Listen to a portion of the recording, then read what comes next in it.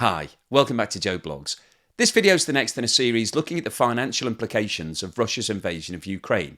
And in today's episode, I want to talk about mobile technology, cell phones or mobile phones depending on which part of the world you're in. Now, as you're probably aware if you follow the channel, as soon as Russia invaded Ukraine on the 24th of February, most Western companies came out and denounced the invasion and said that they wanted to cut their ties with Russia and that they were exiting. But the telco companies that provide the hardware and the software to keep Russia's mobile phone infrastructure running were provided with exemptions on humanitarian grounds. But those exemptions come to an end on the 31st of December 2022. So in today's episode, we'll have a look at what companies are pulling out of Russia and what the impact of that is likely to be on the mobile telephone systems within the country.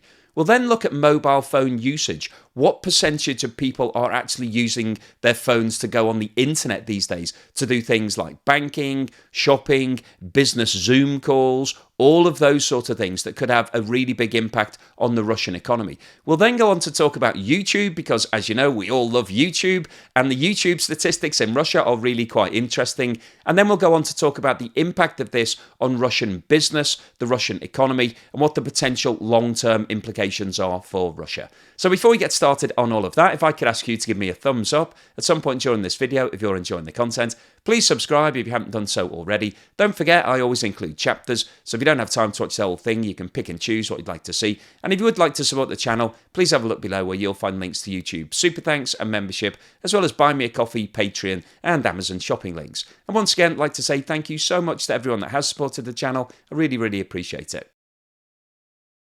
Telecom gear manufacturers Nokia and Ericsson have both announced that they will be fully exiting from Russia on the 31st of December 2022.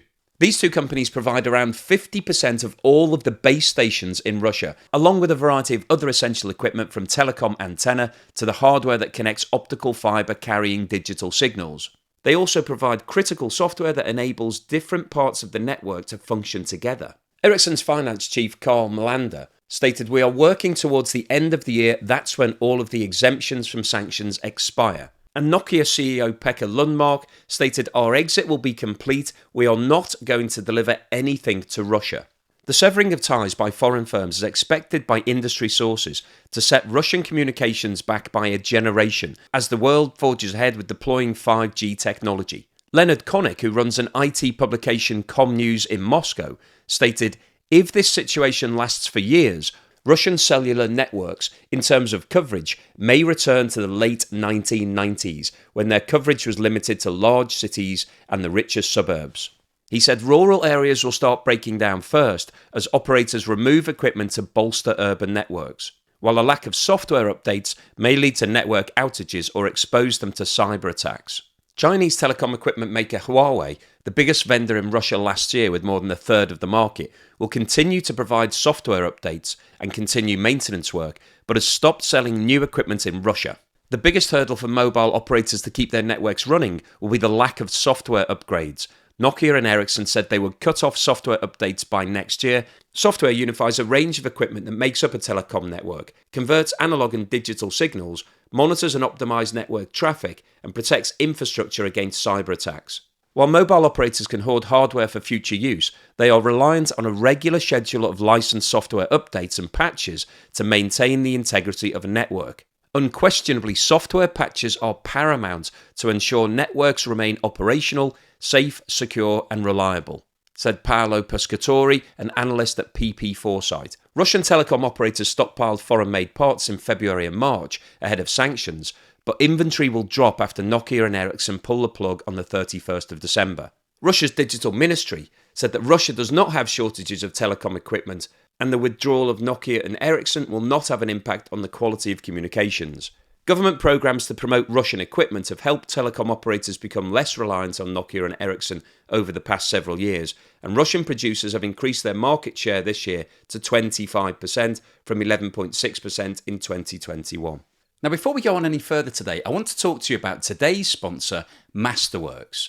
The S&P 500 has just wrapped its worst year since the 2008 financial crisis, and Bank of America is warning that we could see a flat line in results next year at best, which means a return of 0%. But alongside traditional markets, Bank of America has recently reviewed an asset class that is still soaring, which they say could represent an attractive hedge against inflation. Now, some viewers of the channel have already invested, and since the last time I talked about Masterworks back in April of 2022, there has been some serious returns. Masterworks acquires paintings like Picasso's and turns legendary art into actual investment for a fraction of the full price. And alongside Bank of America's analysis, Goldman Sachs specifically states that fine art can protect your purchasing power even in the face of rising prices. Now, when I was first approached by Masterworks, I had no idea that art could be a financial investment. But since I last worked with them, they have sold 5 paintings, and the last 3 sales provided returns of 10.4%, 35%, and 13.9% to the investors, all within the last 60 days. Now, it goes without saying that I'm not providing you with investment advice, and you need to do your own research before making any investment. But Masterworks now has over 600,000 investors, and some of the art that they've acquired has sold out within an hour. However, by clicking on the link in the description below, your account will be given priority status, meaning that you can secure a portion of a work of art. So if you're interested, please click on the link below. Now, this table shows the top 10 countries for mobile phone usage across the world. And you can see by far the largest country is India with 467 million users, followed by the USA with 247 million. Indonesia is third with 139 million. Brazil is fourth with 138 million. And Russia is number 5 with 106 million. So this really shows the importance of mobile phone technology and good systems for Russia. And this table shows the projected mobile phone usage in Russia out to 2025. And you can see that there is a projected increase in numbers to around 115 million people by 2025. So clearly the withdrawal of Nokia and Ericsson is going to have a big impact on the mobile communication system within Russia, along with Huawei's decision not to sell any more hardware. So let's have a look at how important mobile communication is in today's economy. This chart shows the percentage of website traffic from mobile phones between 2012 and 2022. And what this shows is that since 2017, more than 50% of all website traffic has come from mobile phones. And 2022 represents the highest year of usage, with around 60% of all website traffic coming from smartphones. Now, in terms of what people are actually using their smartphone to do on the internet, this chart shows the most popular activities. And you can see that the single most popular activity is game playing, followed by listening to music, using social media, such as YouTube, watching video, TV or film, paying for something that you've bought online, access your bank account, ordering products, ordering food, using the device for work purposes, sending money to friends, using Google Pay or Apple Pay, reading a magazine or a newspaper, use a medical or fitness service, book a taxi, or controlling a smart device.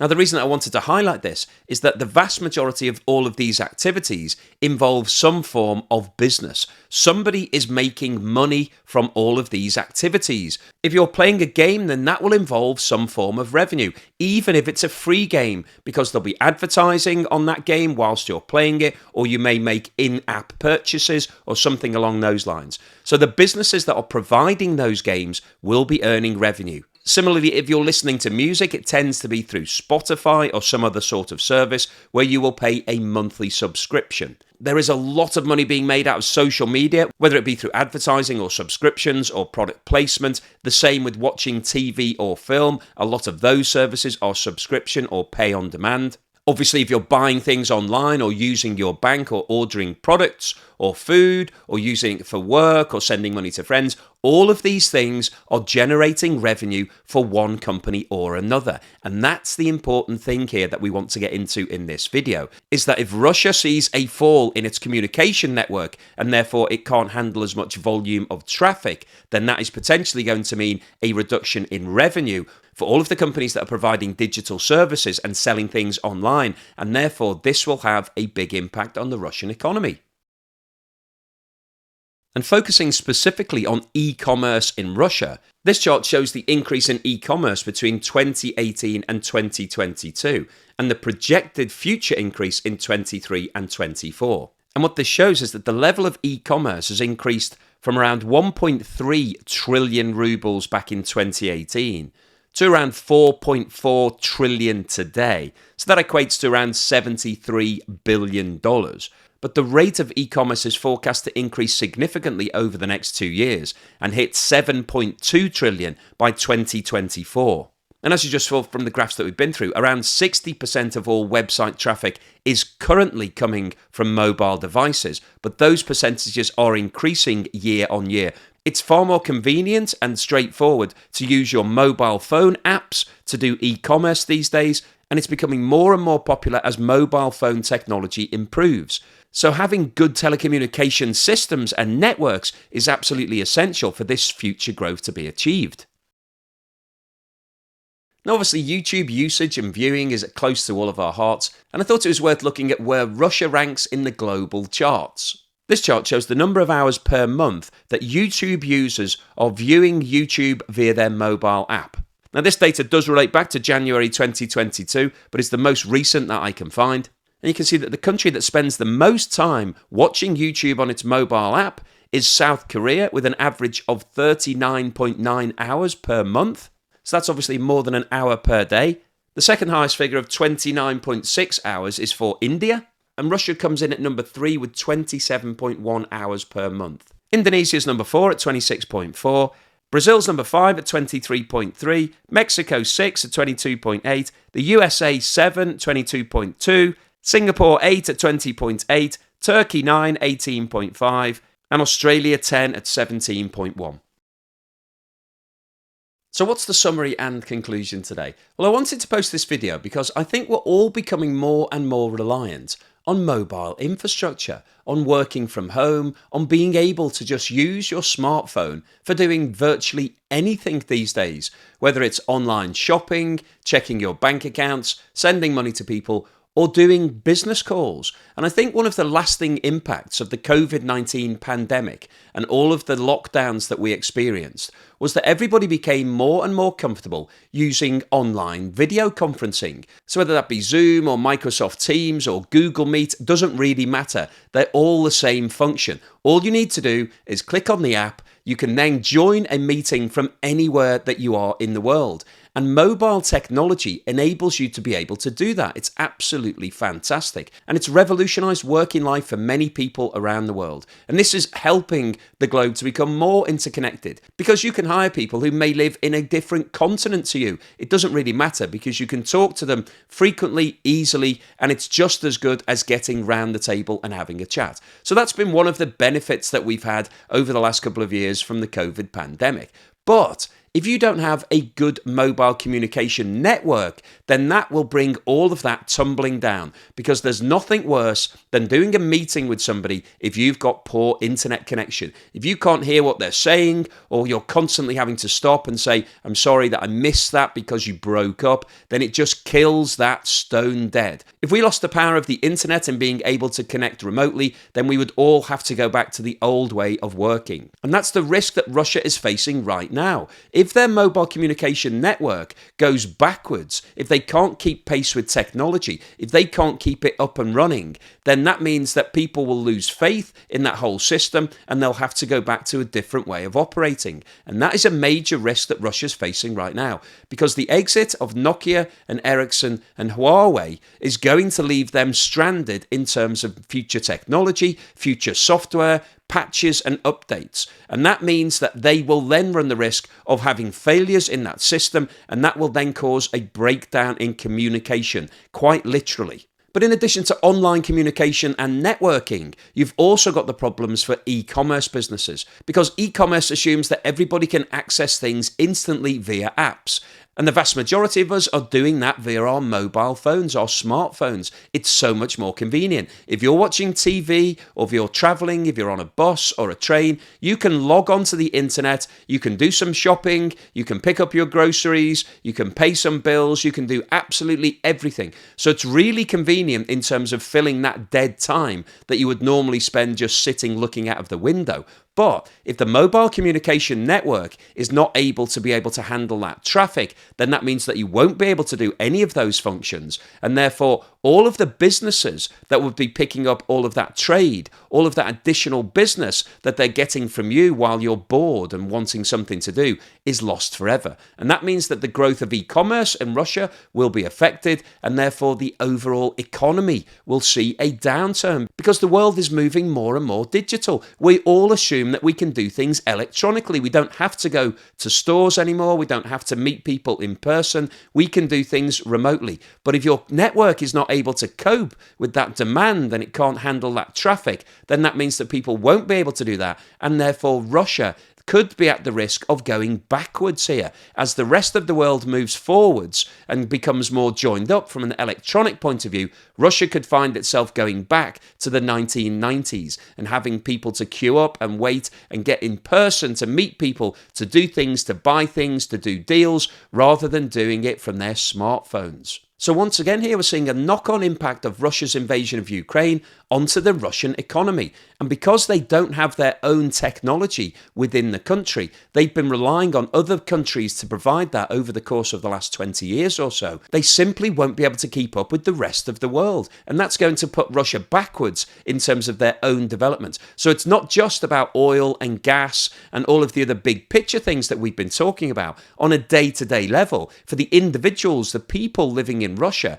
this is going to reduce the quality of their lifestyles because everybody's getting used to being able to use their phones 24/7. Wherever you are, you can just log on and do things that you want to do, whether that be for entertainment or business or commerce. It doesn't really matter. But if those networks go down and they can't cope with that level of traffic, then that means people won't be able to do any of that, and that will reduce the quality of their lives. So we've got a double whammy. We've got a reduction in revenues for all of the e-commerce businesses, and we've also got a reduction in the quality of life for all of Russian individuals. So hopefully you found today's episode thought-provoking, useful and informative. If you've liked what I've said, then please give me a thumbs up, and don't forget to subscribe if you haven't done so already.